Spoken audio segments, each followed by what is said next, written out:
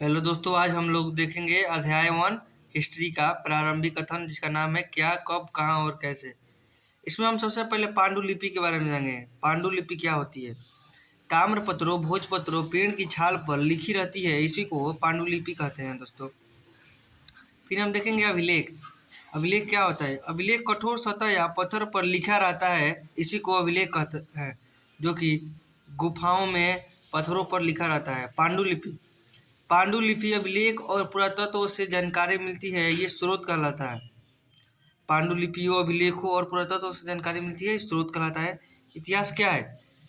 इसको हम अतीत, निश्चित तौर पर महत्वपूर्ण घटना और कर्म के अनुसार अध्ययन करते हैं, इसी को इतिहास कहते हैं। इतिहास के जनक कौन है। इतिहास के जनक हेरोडोटस, जो कि यूनान से हैं। एक अतीत या अनेक, वन पास्ट और मेनी, और दो समूहों के बारे में जानते हैं, जो एक पुरातत्ववेत्ता होता है, आर्कियोलॉजिस्ट, जो इमारत के अवशेषों का अध्ययन करते हैं, और एक इतिहासकार होता है, हिस्टोरियन, जो शिलालेखों, मोहरों और लिपियों का अध्ययन करते हैं। हम अतीत के बारे में क्या जान सकते हैं। हम अतीत के बारे में क्या जान सकते हैं। लोग क्या खाते हैं, क्या पहनते हैं, जिन घरों में वे रहते थे उसके बारे में, शिकारियों के बारे में, चरवाहों के बारे में, किसानों के बारे में, शासकों आदि का जीवन के बारे में, बच्चों द्वारा खेले जाने वाले खेल के बारे में, उनके द्वारा गाए गए गीत के बारे में। इतिहास का अध्ययन क्यों करें। इतिहास प्रयोगों के लिए एक प्रयोगशाला की तरह है। सुशासन के बहुत सौर उदाहरण हैं, जैसे अशोक और अकबर। हमारी जड़ों और उत्पत्ति के बारे में जानने के लिए जातीय दंगे, जातीय संघर्ष, क्षेत्रवाद आदि समस्याओं के मुख्य कारणों का अध्ययन के लिए, भू राजनीति में बेहतर भूमिका निभाने के लिए, ऐतिहासिक कड़ियों और संदर्भों को जानने के लिए, हम लोग ये सब के लिए इतिहास का अध्ययन कर सकते हैं। आप लोग लिख लीजिए।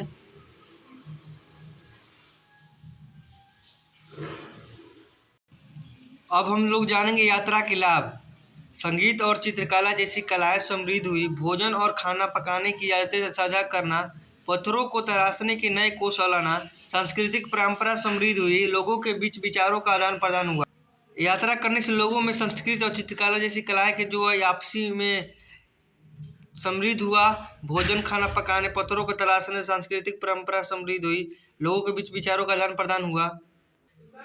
ये था अब तक था ये चैप्टर फर्स्ट का बेसिक जानकारी। अब हम जानेंगे चैप्टर के बारे में। ये बेसिक जानकारी था, इसको लिख लीजिएगा फर्स्ट चैप्टर का। अब ये जानेंगे फर्स्ट चैप्टर में क्या क्या हुआ है। हम लोग अतीत जानने के स्रोत। मनुस्मृति से आता है, मैन्युस्क्रिप्ट। मनु का मतलब मनु हैंड्स मतलब हाथ। मनु का अर्थ होता है मैनु, जो कि मैनु था, मैनु से निकला है, और हैंड का अर्थ होता है हाथ। मैन्युस्क्रिप्ट का अर्थ होता है मनु एंड हाथ। ताड़ के पत्ते पर या बर्ज वृक्ष की छाल पर लिखा जाता था। मनुष्य धार्मिक मान्यताओं, प्रथाओं, राजाओं के जीवन, चिकित्सा और विज्ञान के बारे में लिखा जाता था। अभिलेख पत्थर और धातु जैसी कठोर सतह पर लिखा जाता था। राजाओं ने अपने आदेशों और युद्धों में जीत को पत्थरों और धातुओं पर अंकित करवाया। एग्जाम्पल अशोक के कंधार शिलालेख। पुरातत्व आर्कियोलॉजी अतीत में बनाई और उपयोग में की गई चीजें, चित्र, मूर्ति, हथियार, बर्तन, आभूषण, सिक्के, हड्डियां। भूमि का नाम। संस्कृत में सिंधु शब्द से ईरानी और यूनानी से हिंडोस या इंडोस कहते थे।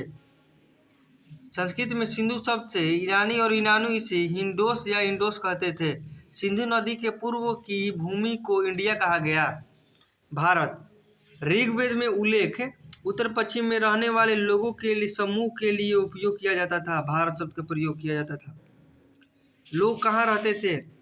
नदियों के पास रहते थे। सभी वर्गों के लिए पानी की आवश्यकता है, इसलिए उत्तर पश्चिम में सुलेमान और कृथा पहाड़ियों के पास निशाना है।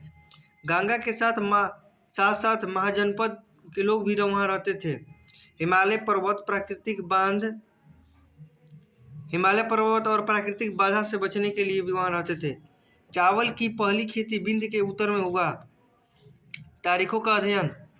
देखिए तारीखों का अध्ययन, ये एक हो गया ना, एक ईस्वी ईसा मसीह का जन्म हो गया, और इससे पहले के लोग जो बिफोर कॉमन ईरा, इसको ईसा पूर्व बोलते हैं, और इसको ईस्वी बोलते हैं एमो डोमिनी, और एडी का मतलब एमो डोमिनी, और इसको कॉमन ईरा बोलते हैं। एडी मतलब ईस्वी होता है, क्या होता है दोस्तों? ईस्वी।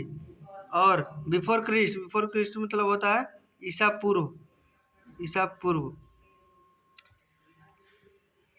पहली शताब्दी से पूर्व जन्म लोगों को ईसा पूर्व में बोला जाता है, और इसके बाद में जन्म लोगों को एडी में बोला जाता है, मतलब ईस्वी में बोला जाता है। कुछ महत्वपूर्ण तिथियां: कृषि का आरंभ 8,000 वर्ष पूर्व हुआ। चीनी सभ्यता के प्रथम नगर 4700 वर्ष पूर्व। गंगा घाटी के नगर मगध का बड़ा राज्य 2500 वर्ष पूर्व। वर्तमान लगभग 200 वर्ष पूर्व। फिर जानेंगे नर्मदा नदी के बारे में। यह नदी अमरकंटक के पास एक पहाड़ी से निकलती है जो भारत में पूर्व से पश्चिम की ओर बहती है। पूर्व से पश्चिम की ओर बहने वाली भारत में दो बड़ी नदियां हैं, एक नर्मदा, एक ताप्ती नदी होगी। पॉइंट 2 देखेंगे। सबसे पहले गेहूं तथा जौ जैसी फसलों का उपजाऊ उत्तर पश्चिमी के सुलेमान और कृतर पहाड़ियों के आसपास किया गया, वो भी लगभग 8,000 वर्ष पहले। चावल का उपजाऊ सबसे पहले उत्तर पूर्व में गारो तथा मध्य भारत में विंध्य पहाड़ियों के आसपास किया गया तथा भेड़, बकरी, भैंस, गाय आदि पशुओं को पालतू बनाना शुरू किया गया। पॉइंट 3 में सिंधु नदी, जो कि तिब्बत के मानसरोवर के पास सीन का बाव नाम की जलधारा से निकलती है। इसकी 5 सहायक नदियां हैं, इसमें झेलम, चेनाब, रावी, सतलज और ब्यास। सिंधु नदी की 5 सहायक नदियां हैं, झेलम, चेनाब, रावी, सतलज और ब्यास।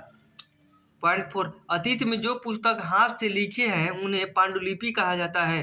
पांडुलिपि तारपत्रों हिमालय क्षेत्र में उगने वाले भूर्ज पेड़ों की छाल से बनाई जाती है। पॉइंट 5, भारत के अधिकतर अभिलेख ब्राह्मणी लिपि में पाए गए। पाकिस्तान के अधिकतर अभिलेख यूनानी और अरमाइक लिपि में पाए गए। हो गया दोस्तों, आज के लिए इतना ही। फिर मिलते हैं नेक्स्ट चैप्टर।